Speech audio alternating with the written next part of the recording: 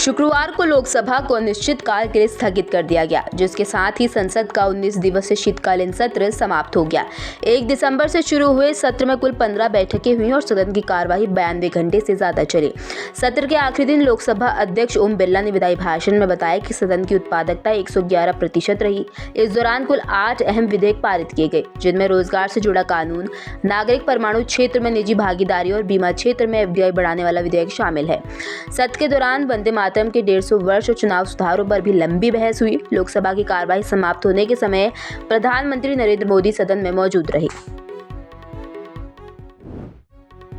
हरिद्वार में अवैध अतिक्रमण के खिलाफ प्रशासन का अभियान और तेज हो गया। शुक्रवार सुबह सिंचाई विभाग की जमीन पर बने अवैध कब्जे को हटाने के लिए बुलडोजर कार्रवाई की गई। इस दौरान करीब 1 से 1.5 किलोमीटर क्षेत्र को अतिक्रमण मुक्त कराया गया।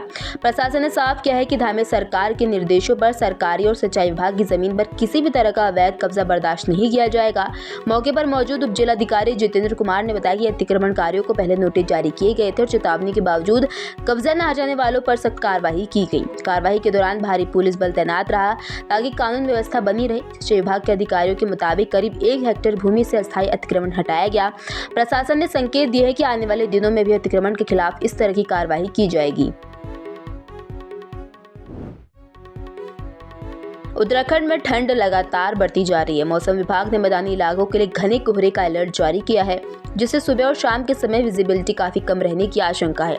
ऐसे में वाहन चालकों को खास सतर्कता बरतने की सलाह दी गई है। वहीं पहाड़ी जिलों में अगले 2 दिनों के भीतर बारिश और बर्फबारी की संभावना जताई गई है। बदलते मौसम को देखते हुए लोगों से सावधानी बरतने और अनावश्यक यात्रा से बचने को कहा गया है। प्रशासन ने भी मौसम के हालात पर नजर रखते हुए अलर्ट रहने के निर्देश जारी किए हैं। उत्तराखंड के चमोली जिले के गांवों में भालुओं का आतंक लगातार बढ़ता जा रहा है। मंगलवार रात को पोखरी ब्लॉक के बीड़ा तल्ला और कलसीर गांव में 2 अलग-अलग घटनाओं में भालू ने गौशाला की छतें फाड़कर बंधे बैलों पर हमला किया और उन्हें मार दिया। ग्रामीणों ने इस खौफनाक वारदात का वीडियो साझा किया है और बताया कि भालू अब दिन और रात दोनों समय सक्रिय दिख रहे हैं। क्षेत्र के सामाजिक कार्यकर्ताओं का कहना है कि ग्रामीणों में भय का माहौल बना हुआ है और अब बच्चे भी जंगल के रास्ते स्कूल से घर लौटते समय सावधान रहते हैं।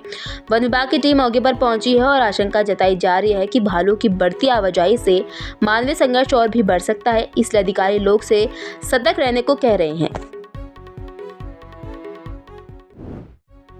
उत्तराखंड के मुख्यमंत्री ने अग्निवीर भर्ती प्रशिक्षण केंद्र का निरीक्षण किया और वहां चल रही तैयारियों का जायजा लिया। इस दौरान मुख्यमंत्री ने प्रशिक्षण ले रहे युवाओं से बातचीत की और उनकी समस्याओं व सुझावों को गंभीरता से सुना। मुख्यमंत्री ने अधिकारियों को निर्देश दिए कि अग्निवीरों के प्रशिक्षण में किसी भी तरह की कमी न रहने दी जाए और सभी आवश्यक सुविधाएं समय पर उपलब्ध कराई जाए। मुख्यमंत्री ने कहा कि अग्निवीर योजना के तहत चयनित युवा देश की सेवा के लिए तैयार हो रहे हैं और उनका मनोबल बनाए रखना सरकार की प्राथमिकता है।